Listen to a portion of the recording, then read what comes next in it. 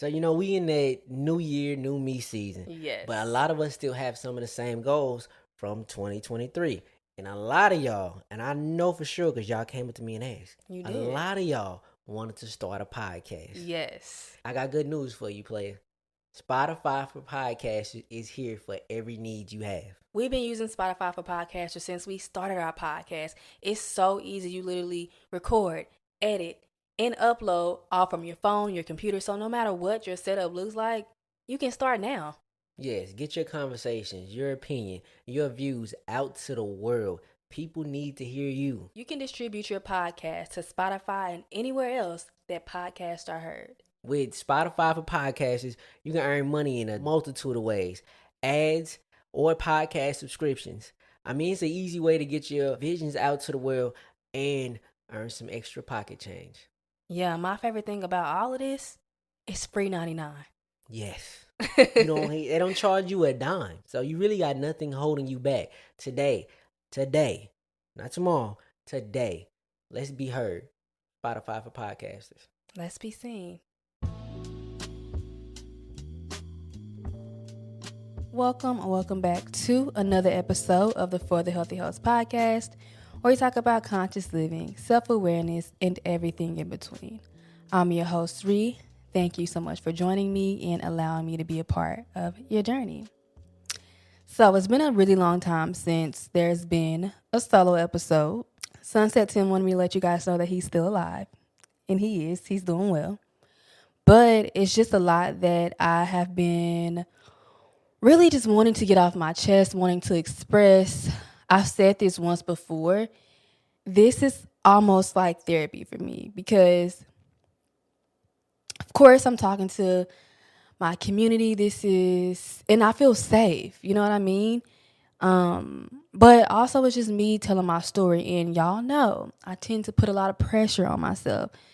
And that's not any different today, especially since I'm alone. It's been a long time since I've been here alone, and my co-host tends to carry my weight when I'm not doing so good or when I feel like I'm not doing so good. And he's not here today, but I keep telling myself that whatever I have to say, there's no wrong way to say it. This is my experience, my journey, and as long as I'm speaking from my heart and from my soul, it'll be fine. And hopefully I, help someone in the process. I connect to someone in the process as well. Without further ado, let's get into it. I guess we just kind of picking back up where we left off last year when it was just me in this particular episode. So I don't know how many of y'all listened to a few episodes ago. I don't even remember what it's titled, but my mom was here.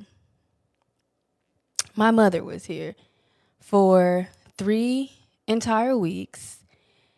And let me tell you, it was a challenge for me. And I heard this somewhere, and it's like whenever your parents come visit you, it's a lot more triggering for you versus your spouse or your children or whatever the case may be, because you've had to be around this person and you've had trauma that may or may not have been caused by this person. So you suffer a little bit more than the next person would. But yeah, my mother was here and I don't even know where to begin. I've spoken about this before. I know y'all probably heard me talking about my mommy issues. If you are, I apologize. And if not, happy to have you here for the ride. But in a nutshell, my mother has mental health issues. She has mental health issues that have gone untended for years, probably like 20 plus years. And those issues have affected the way that she mothered me then and now. I think on an episode where I talked about reparenting myself, I mentioned the way she speaks to me, the aggressiveness, the negativity. And those things still haven't changed. I still experienced some of those things when she was here. Within those 3 weeks of her being here, I experienced a lot of the things that little me experienced. You know, when you are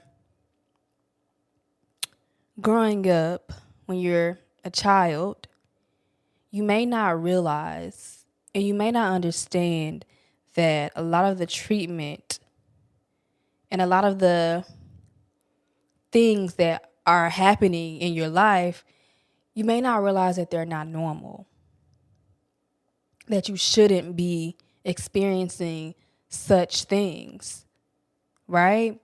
But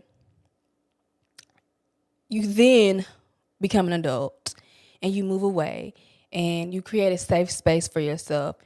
And when you talk to this parent or this person, you realize that none of it was normal. There's no way in hell you should have experienced any of the things that you should experience, any of the things that you experience.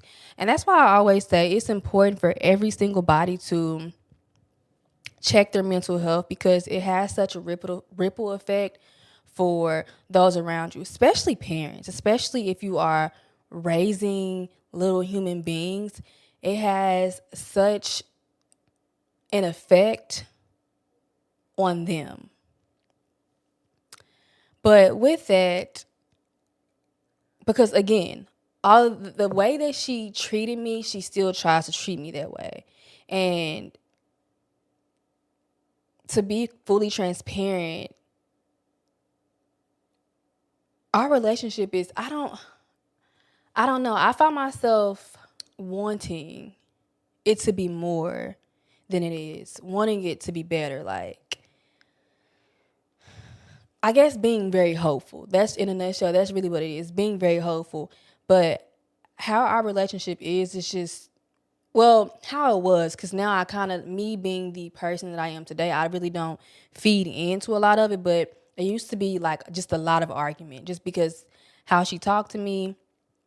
And that's how I knew how to respond. That's how I knew how to communicate at that point in my life.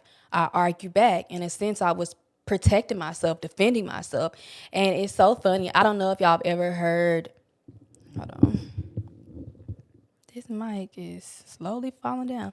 I'm not sure if y'all ever heard of this, but for some people, your parents or your mother or your father is your first bully. And that's genuinely how I felt. But coming back to today, I don't, for the most part, because she be trying it, she be testing it. For the most part, I don't argue with her. I let her say whatever she wants to say. And, you know, I'll check her, especially if it's at the cost of my peace, my children's peace, my husband's peace. I'm going to say something. But when she came here and stayed with us, I wasn't expecting for it to be 3 weeks. Within those 3 weeks, I was finally able to realize and understand and work through a lot of the emotions and feelings that I felt during that time. It was almost reflective. It was almost as if I was the future me looking at, or I guess the present me looking at the past me, the little me going through these things. And I just wanted to, you know, give her a big hug, but I realized that I felt suffocated. I didn't feel safe. I don't know how many of y'all are on social media, but I have this crochet bucket hat, and the entire time she was here, I wore that hat. And I told Travis, because I don't know if he asked me about the hat. I don't really know how the conversation came up, but I remember telling him, I feel safe when I wear this hat. So I'm going to keep wearing this hat. It's just so funny, like the little things that we gravitate towards, or something simple as a hat can make me feel safe in the midst of all that was going on. I also felt invalidated, and I now truly, truly, truly see this. I think for a large part of my life, probably up until a couple of years ago, I looked for validation so much from external sources. I was trying to fill this void within me. Of course, I longed for the validation from my mother, but I just didn't feel that. I'm not going to get too deep into that, but yeah, y'all know, when it comes to validation, you literally cannot look outside. You have to look inward. I had to take that mic off because it kept falling down. It kept getting on my nerves. It kept sidetracking me. So I had to remove the mic. And I don't know why I feel like a weight lifted off my shoulder after that. But when it comes to validation, you have to look inward. And as a child, you should feel validated from your parent. You should feel validated from your caregiver and your guardian. You should feel those things. And when you don't, it's such an ugly feeling. One other thing in which I'm probably going to talk about the most today is just suppressing my feelings and emotions. Because I think this goes hand in hand with feeling silenced, and just not wanting to speak up for yourself. Because although our past relationship consisted of a lot of arguments, there was a long period of time where I didn't say anything back. It's so funny when we're kids, we think that adults are always right. We have this age thing where we think older people are right. They're wise. So there was a period in my life where I didn't stick up for myself. And I shouldn't have to. I really shouldn't have to. I shouldn't, at the age of 9, 10, I think it really got bad when I was like 14, 15, 16, like kind of like high school. I shouldn't have to stick up for myself, not by a parent anyway. It can be a complete mindfuck and it's confusing when you're treated a certain way by a parent. But because it was someone who not only was an adult, but also my mother, I second guessed my emotions and my feelings about certain interactions that went on. And it just makes me think about how society pushes this narrative that we should always be happy. If we're feeling sad, angry, jealous, whatever emotion, it is looked at as a negative thing, as if we shouldn't be feeling this particular thing.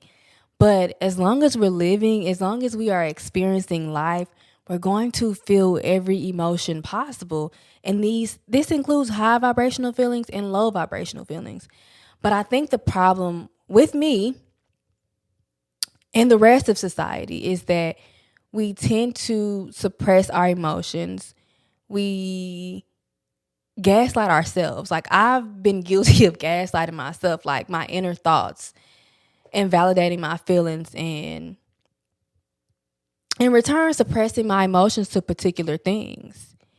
But we have to understand, if we really want to know ourselves, if we really want to feel high vibrational feelings, we have to work through whatever emotion that we're having currently and emotions that we had in the past. And that's kind of where I am right now. When I was younger, I didn't really get to feel those emotions. There was a point where she was here, I guess it was a couple of weeks ago now, but when she was here on her 3-week, because I'm still blown that she was here for 3 weeks. She's never stayed here that long. And let me get this out because my brain is all over the place. But there was a point where she came in my room and she said something to me, and I was literally fighting back tears because I just felt so hurt. And sometimes you be like, is this shit really real life? Is this really my life? I think on the outside looking in, especially like people who actually know me, they would have never thought that this was something that was going on. And I often, like I said before, invalidate myself because I'm like, well, it's people out there going through worse things, da da da da. But every trauma, every experience is valid, and I have to keep reminding myself of that. But yeah, like I said, that's kind of where I am now, kind of just acknowledging my emotions, my feelings, and my pain, and understanding that in order for me to actually grow, I have to. Also, I've realized that for quite a long time, I have been running away from myself. I remember for the longest, I didn't really want to sit down and meditate because I didn't want to hear my inner thoughts. I didn't want to finally sit down, silence the noise of the outside world so that I would hear my inner thoughts. Because when you really listen to your inner thoughts, sometimes it can open up a whole lot of shit that you didn't even know was within you.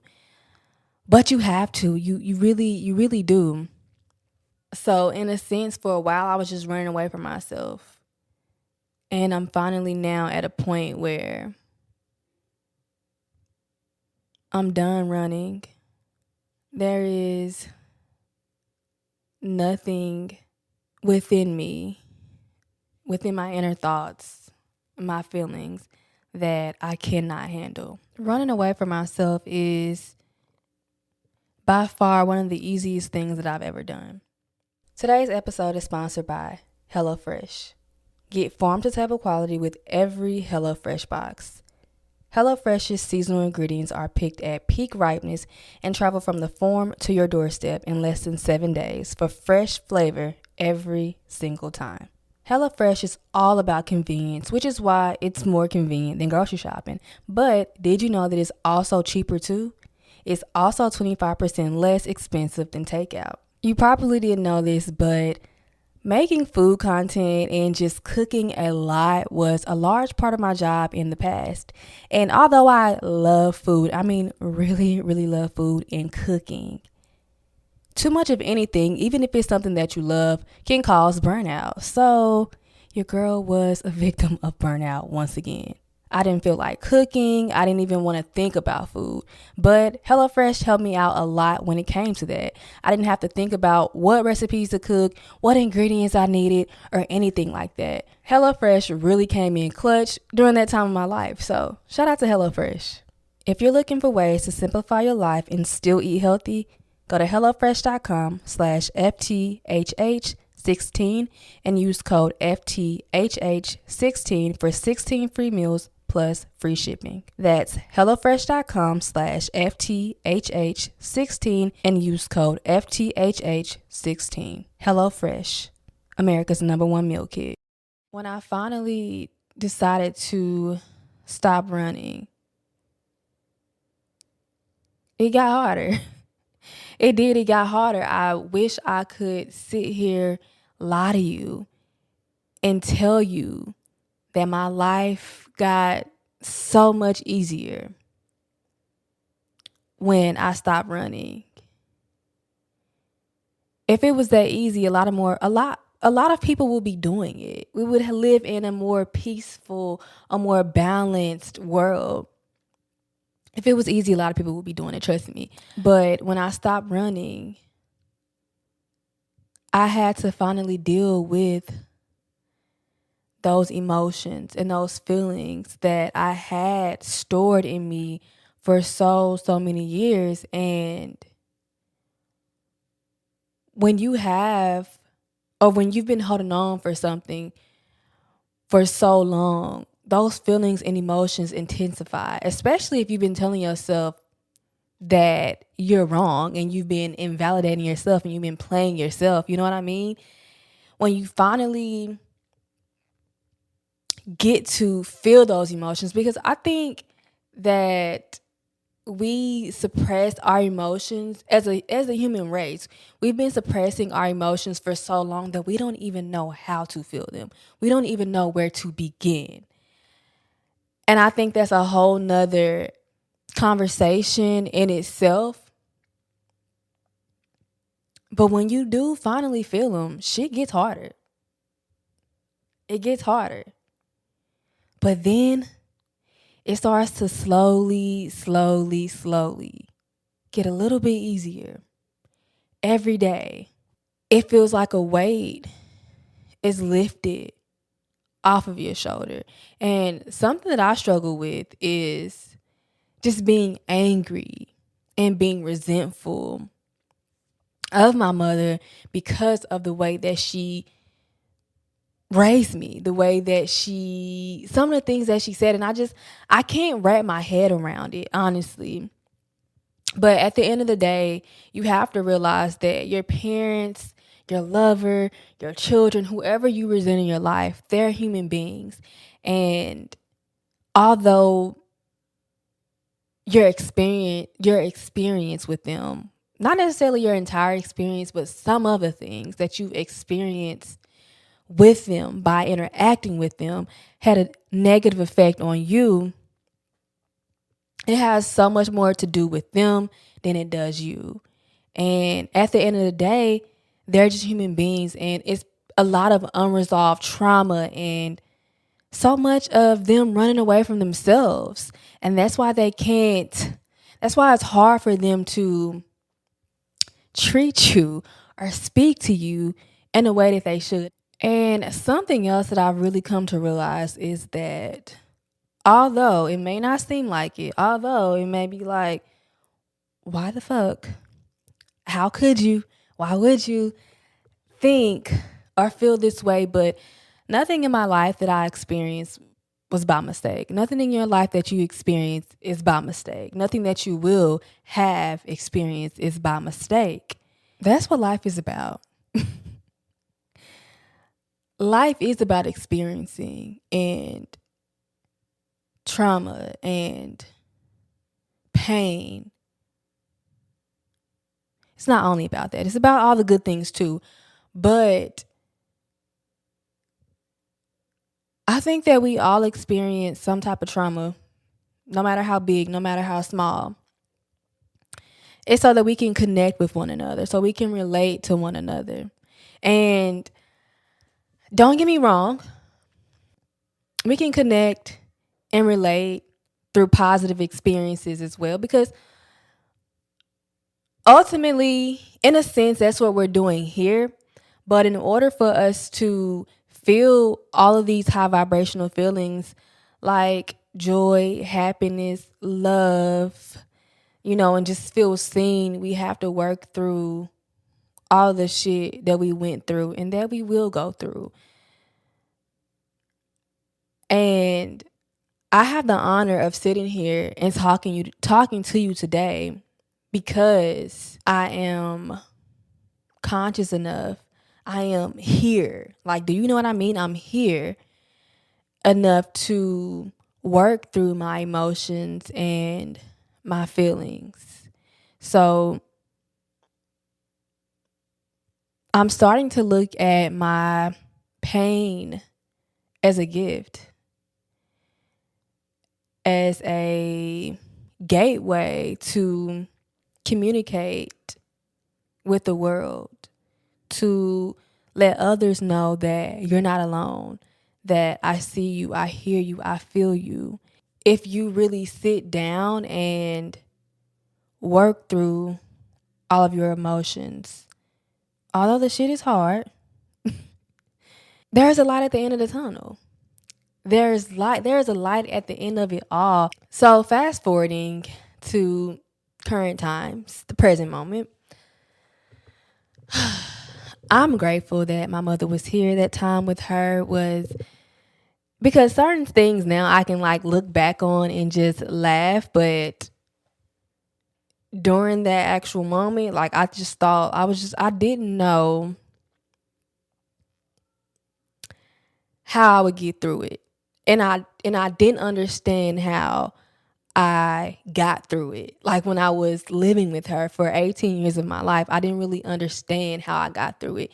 And it's just so crazy how so much fucked up shit like was going on with me as far as my anxiety and my gut health, which both are intertwined with one another. Anywho, I feel like I was supposed to be going up and I'm going back down. Fast forwarding to today. I'm feeling really, really grounded. Starting to feel like myself again because during that time I FaceTimed a friend and she immediately noticed. She was like, "You're not yourself. You're literally your younger self right now. You're your younger self," because I was just searching for safety and for security during the time that she was here. Hence my little crochet bucket hat. But my friend could see that.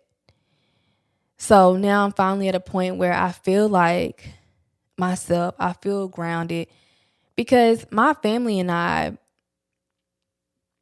we've worked really hard to create a safe space for ourselves, a space where we feel peace and tranquility and secure and love.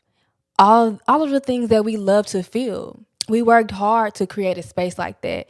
And when you come from an environment where you experience the exact opposite, it's I don't know, it's like it's a blessing. It's a feeling once you finally feel it, you don't want to ever let go of. So this is my sacred space, and to have that kind of energy in my space, y'all know we did a lot of smudging and I don't know, it took us a little bit to get back to ourselves, but we are finally here. I mentioned this a few episodes ago that I've started to microdose. I've been microdosing for probably like 3 months now. And which in that episode I kind of like casually mentioned and I didn't really like talk about it at all. But the reason why I wanted to start microdosing, and like I'm not someone who just tries things. I done extensive research on this thing. I made sure that the person that I am getting, or the brand that I'm getting the psilocybin from, is trusted and all that good stuff. But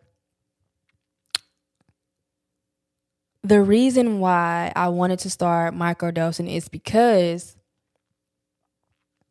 I felt myself going into a depression. I've been there before and I know what that feels like. And when you're in it, it feels like you're never going to leave it. And I will do anything to never feel that feeling again. And the reason why I was feeling that way is because of someone else's experience. My mom, her experience. She was going through a lot of things. And it's so crazy because she's my mom and I love her. And y'all know I'm an empath, so I feel so deeply the experiences of others, especially those I love. And she has been going through a lot of things lately. And it would be to the point where, like, mental health things.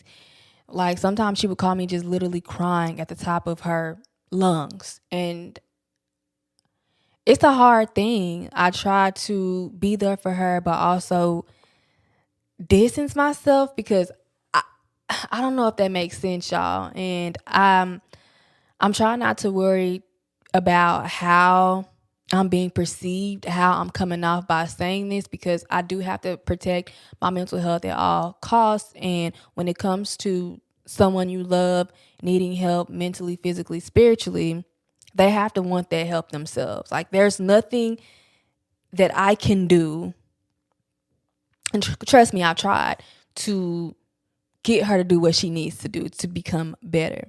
But that said, I felt myself sliding into a depression. So I was like, let me try microdose. And I had heard a whole lot about it, like randomly, like from different people. It kept coming up. And so finally I was like, let me look into this. And I was really skeptical at first because your girl, I don't do like, I tried weed and I almost lost my shit. So I was a little skeptical, but the good thing about the company that I got it from, you have to go through a consultation and everything like that. But I literally didn't feel any kind of high or anything like that. If y'all want, I can do a whole episode on my experience and just kind of talk more about that. But today, that's really not what it's about. I think with the help of the mushrooms, I am in a space that I have never, ever been before. Mentally, spiritually, physically. I have never been here before. And I'm going to look at my notes because I wrote this down. I kept saying it to myself because I was like, does this make sense? And then I said it to Travis the other day and he was like, yeah, that shit hard. That makes sense. But basically, I don't even know if I have to look at my notes. But basically, the discomfort of my unknown future, it now outweighs the comfort of the current habits that aren't serving me, the habits that made me feel safe and secure, right? Y'all know, and I've said this before, I learned this from the book The Mountain Is You, but as human beings, we want to feel comfortable and we want to feel safe, even if this thing is good for us. If it makes us feel uncomfortable, if it goes past our threshold, we won't do it because we want to feel comfortable. And I found myself in that space for a really, really long time.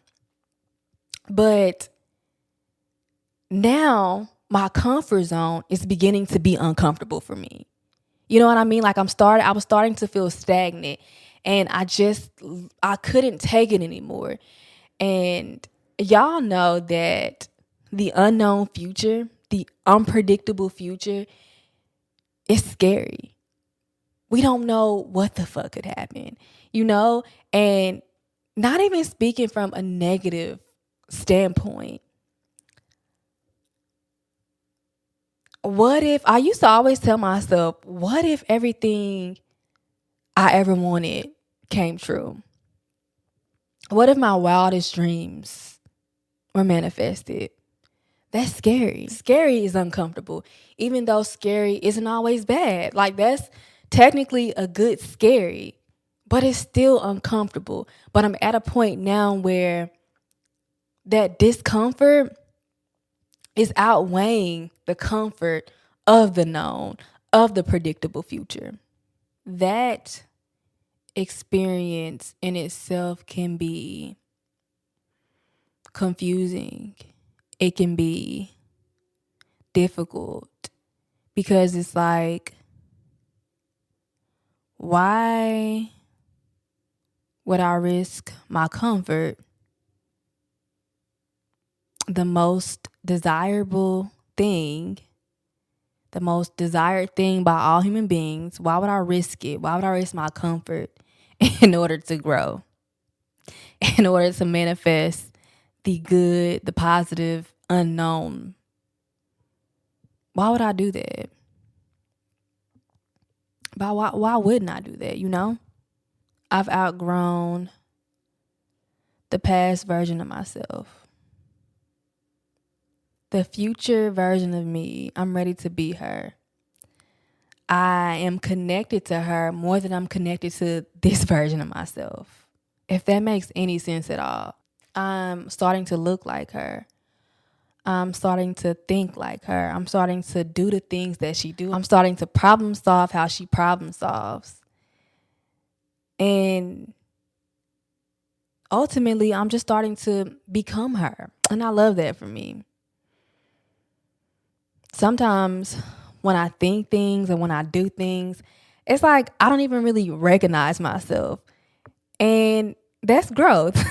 That's literally what that is.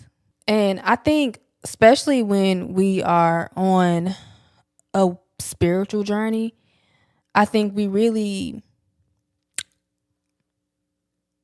we really desire that growth, you know? It's like we want that more than anything. We want to be healed and we want to be transformed into these future versions of ourselves more than anything at all. But just to go back, you have to heal that past version of yourself to become your future self. I've been on this journey for years, 8, 9 years. And I think I'm now finally becoming the person that I was meant to be. And at some point, I'm going to outgrow that person because I'm going to keep growing. I'm going to keep evolving. I'm going to keep seeking knowledge, not only about the world around me, but also about myself. So just keep that in mind when you are so desperate for growth of any kind. It happens very slowly, as it should. Something that is going to transform you, your mindset, your body, your soul. It should happen slowly. It should not be an overnight thing.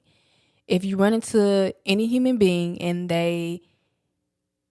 sometimes it may feel like an overnight thing, but it's really not overnight. But if you ever run into a human being and they tell you that their journey was an overnight thing, you need to side eye them because that's not the way it is for most of us. But I'm going to get ready and end the podcast here. I hope that I wasn't all over the place, which I know I probably was because that's how it's done here. It's, what does Travis say? It is organized chaos. But that's why y'all love us. And that's why y'all love it here. I'm sending you so much peace, so much love, so much abundance, and everything you need in this moment. Talk to you next time.